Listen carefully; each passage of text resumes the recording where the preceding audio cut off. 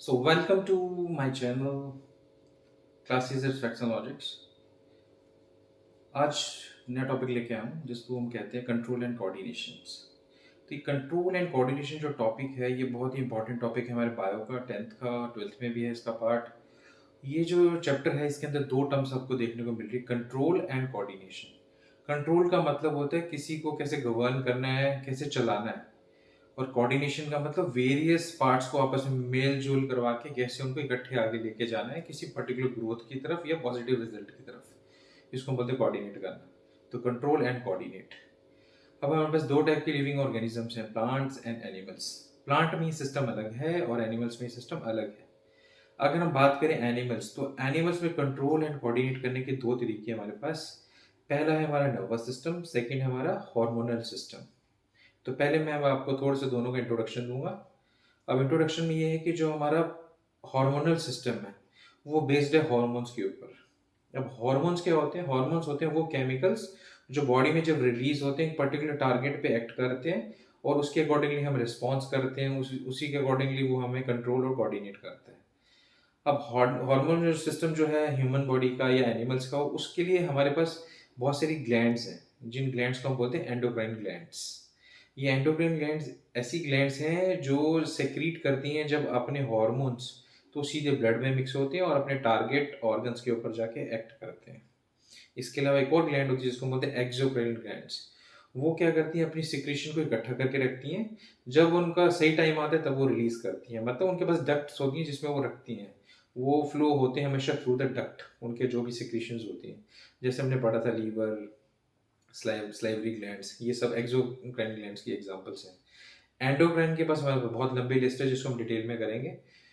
हो सकता है मैं उसको सेकंड पार्ट में करूँ, नेक्स्ट पार्ट में। तो हमारा जो हार्मोनल सिस्टम है वो डिपेंड करता है हार्मोन्स के ऊपर, मतलब कि एंडोक्राइन ग्लैंड्स के ऊपर, उनकी सिक्रीशंस के ऊपर, उनके फंक्शंस के ऊपर। सेकंड जो हमारा सिस्टम है एनिमल्स के लिए वो है हमारे पास नर्वस सिस्टम। अब जितने भी हमारे पास कॉम्प्लिकेटेड और ये कॉम्प्लेक्स एनिमल्स हैं उनके पास बहुत डेवलप्ड नर्वस सिस्टम होता है, और जो छोटे वाले एनिमल्स हैं उनके ऊपर इतना डेवलप नहीं होता, बट उनके अंदर नर्वस सिस्टम होता है। अब ये नर्वस सिस्टम किस पे डिपेंड करता है? न्यूरॉन्स के ऊपर। हमारे छोटे छोटे नर्व सेल्स होते हैं जो आपस में लंबी लंबी चेन बनाते हैं और सिग्नल्स को एक जगह से भेजते हैं और लेके आते हैं। इस पे डिपेंड करता है हमारा नर्वस सिस्टम। और नर्वस सिस्टम का जो सबसे इंपॉर्टेंट पार्ट है वो दो हैं, वो है हमारा brain and spinal cord plus nerves. तो अगर हम तीनों को भी डिफ्रेंशिएट कर रहे हैं तो दो हिस्सों में हम बांट सकते हैं नर्वस सिस्टम को। नर्वस सिस्टम का पहला जो हो गया सीएनएस, सेंट्रल नर्वस सिस्टम, उसके अंदर आते हैं ब्रेन एंड स्पाइनल कॉर्ड। इसके अलावा अगर हम सिर्फ नर्व्स को बात करें तो वो हो जाएगा आपका पेरिफेरल नर्वस सिस्टम। तो ये सीएनएस एंड पीएनएस दोनों मिलके बनाते हैं हमारा नर्वस सिस्टम। पहले हम चलते हैं सीएनएस पे, सेंट्रल नर्वस सिस्टम। जो सेंट्रल नर्वस सिस्टम है उसका मेन पार्ट जो है वो है ब्रेन। अब जो हमारा ब्रेन है, आपको पता है बहुत ही इंपॉर्टेंट पार्ट है हमारे बॉडी का, जो पूरी बॉडी को कंट्रोल और कोऑर्डिनेट दोनों ही करता है। इसकी जो स्ट्रक्चर है वो बहुत डिटेल में आपको समझनी चाहिए। ब्रेन को हम बांटते हैं तीन हिस्सों में। कौन कौन सा? फॉर ब्रेन, आगे वाला ब्रेन, मिड ब्रेन, बीच वाला ब्रेन, एंड पीछे का हिंड ब्रेन। तो तीन ब्रेन हमारे पास हो गए। अब ये जो ब्रेन है इसको हमने डिफरेंट डिफरेंट मेम्ब्रेन्स है हमारे पास, तीन टाइप की लेयर्स है मेम्ब्रेन्स की जिसके अंदर इसको प्रोटेक्ट करके रखा हुआ है, ताकि जब ब्रेन हमारी स्कल के अंदर जो है उसको कोई मैकेनिकल शॉक लगे तो उस पर कोई असर ना हो। तो शॉक के इफेक्ट से बचाने के लिए हम इसकी कवरिंग करके रखते हैं। वो जो कवरिंग है उनको मेनिंजेस बोलते हैं हम लोग। हर में दो मेनिंजेस के बीच में एक लिक्विड होता है, सेरिब्रो स्पाइनल फ्लूइड, ताकि वो शॉक से बचा सके, मैकेनिकल शॉक जो भी लगेगा उससे इंजरी को बचाने के लिए हम लोग ये करते हैं। तो इसका मतलब जो ब्रेन है बहुत ही प्रोटेक्टेड ऑर्गन है जिसके लिए स्कल बनी हुई है, मेम्ब्रेन्स बने हुए हैं और सेरिब्रो स्पाइनल फ्लूइड बना हुआ है। ये सब उसकी प्रोटेक्शन के लिए ही दिए हुए हैं। अब हम चलते हैं फोर ब्रेन पे। फोर ब्रेन है हमारा अगले वाला हिस्सा, ये वाला जो हिस्सा होता है इसको बोलते हैं फोर ब्रेन। फोर ब्रेन का सबसे इंपॉर्टेंट पार्ट है सेरिब्रम। सेरिब्रम एक ऐसा पार्ट है जो हमारा thinking, reasoning, personality, learning, memory, ये सारे के सारे जो डिपार्टमेंट्स हैं वो सारे होते हैं सेरिब्रम के पास। मैक्सिमम जितने भी वॉलेंटरी एक्शंस है उनके पे जो एक्शन है वो कौन लेता है? सेरिब्रम। तो सेरिब्रम सबसे इंपॉर्टेंट पार्ट हो गया हमारा। देन हम चलते हैं मिड ब्रेन पे। मिड ब्रेन जो होता है वो हमारा यहाँ से लेके यहाँ ट्रंक की जो मूवमेंट्स होती हैं उन सभी मूवमेंट्स को, जो रिफ्लेक्स मूवमेंट्स है उन सबको कंट्रोल कौन करता है? हमारा ये वाला पार्ट। इसमें आई की मूवमेंट्स है, थ्रोट की मूवमेंट्स है, या नीचे वाले ट्रंक वाले पार्ट की मूवमेंट्स है। इवन कुछ आई की जो मूवमेंट्स है वो भी कौन कंट्रोल करते हैं? Mid brain. उनकी जो रिफ्लेक्स मूवमेंट्स है, रिफ्लेक्स सेक्शन में आपको बाद में बताऊंगा रिफ्लेक्स मूवमेंट्स क्या होती हैं। देन नेक्स्ट है हमारा उसके बाद हिंड ब्रेन। अब हिंड ब्रेन को हम 3 हिस्सों में बांटते हैं। पहला है हमारा उसका पॉन्स, देन मेडुला ऑब्लिगेटा, और लास्ट है हमारा सेरिबेलम। जो पॉन्स वाला पार्ट है उसका जो मेन काम है वो कंट्रोल करता है रेस्पिरेशन को।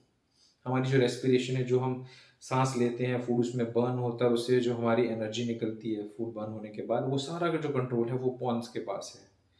देन है हमारे पास सेरिबेलम। जितने भी हमारे बैलेंसिंग एक्ट्स होते हैं, चाहे वो राइडिंग है, राइटिंग विद द पेन और पेंसिल है, हॉर्स राइडिंग है, कोई बाइसाइकिल चलाना, बैलेंसिंग वाले जितने भी एक्ट्स हैं वो सारे सेरिबेलम के पास होते हैं। एंड द लास्ट पार्ट जो है वो हमारा मेडुला। मेडुला के पास हमारे पास जितने भी हमारे रिफ्लेक्स सेक्शंस वाले काम होते हैं, प्लस जितने भी ऑटोमेटिक हमारे काम है, जैसे कि हमारा स्नीजिंग, कफिंग, स्वेलिंग, जितना भी स्वेलो करना आपने कुछ भी, वो सारे सारे पार्ट हमारे किसके पास होते हैं? मेडुला के पास। तो टोटल मिला के जो ब्रेन है वो हमारी पूरी बॉडी को मैक्सिमम काम वो कर जाता है। ब्रेन के अलावा एक ऑर्गन है जो ये काम करता है, उसको हम बोलते हैं स्पाइनल कॉर्ड। जिस तरह ब्रेन को प्रोटेक्शन मिली है, सेम इसी तरीके से प्रोटेक्शन जो मिली हुई है वो मिली हुई है स्पाइनल कॉर्ड के। और जो स्पाइनल कॉर्ड है इसको क्या प्रोटेक्शन मिली हुई है? ये इसको वर्टिब्रल कॉलम के अंदर डाला गया है, और उसके ऊपर भी मेम्ब्रेन्स है जिनको मेनिंजेस बोलते हैं, तो उसके अंदर ही प्रोटेक्टेड रहती है। ये भी उतनी इंपॉर्टेंट है जितना हमारा ब्रेन है। बहुत सारे रिफ्लेक्स एक्शंस हैं जिनका जो कंट्रोल है वो स्पाइनल कॉर्ड के पास है।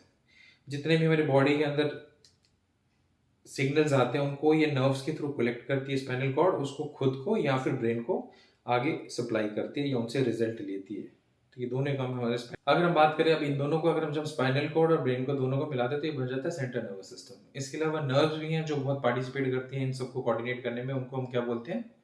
Peripheral nervous system.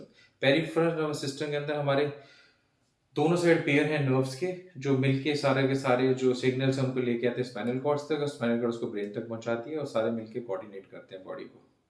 तो इस तरीके से हमारा नर्वस सिस्टम काम करता है।